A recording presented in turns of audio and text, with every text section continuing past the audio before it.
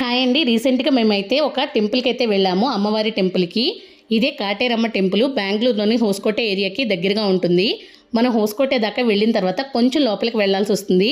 అక్కడ జర్నీ మాత్రం చాలా బాగుంటుంది. మామిడి తోటలు, పూల తోటల మధ్యలో సిటీకి దూరంగా ప్రశాంతంగా టెంపుల్కి వెళ్ళాలంటే చాలా మంది ఇక్కడికైతే వెళ్ళిపోవచ్చు. పార్కింగ్ కూడా అవైలబుల్గానే ఉంది. ఎర్లీ మార్నింగ్ టెంపుల్ లోపలికి వెళ్ళగానే చూస్తే జనం చూసారు ఎంతమంది ఉన్నారో. ఇక్కడ గుడి లోపలే ఒక పెద్ద మర్రి చెట్టు అనేది ఉంటుంది. మనకి కావాల్సిన కోరికలు అయితే కోరుకుని ముడుపులు అనేది కట్టేసి దాని చుట్టూరా 108 ప్రదక్షిణలు అనేది రెగ్యులర్గా చేస్తూనే ఉంటారు. నేనైతే ఇక్కడ ఫస్ట్ టైం బెల్లం దీపాలు అనేది చూశాను. అంతేకాకుండా డిస్టి కొబ్బరికాయలు కూడా తీస్తూ కొడుతూనే ఉంటారు. కానీ నేను చూసినంతలో టెంపుల్ మెయింటెనెన్స్ అనేది అంత ప్రాపర్గా ఏం లేదు. లోపల అమ్మవారిని దర్శించుకోవడం కోసం క్యూ లైన్లు అనేవి అంత పర్ఫెక్ట్గా మెయింటైన్ చేయట్లేదు. ఇక్కడ కమర్షియల్ మెంటాలిటీ కూడా చాలా ఎక్కువగానే కనిపిస్తుంది.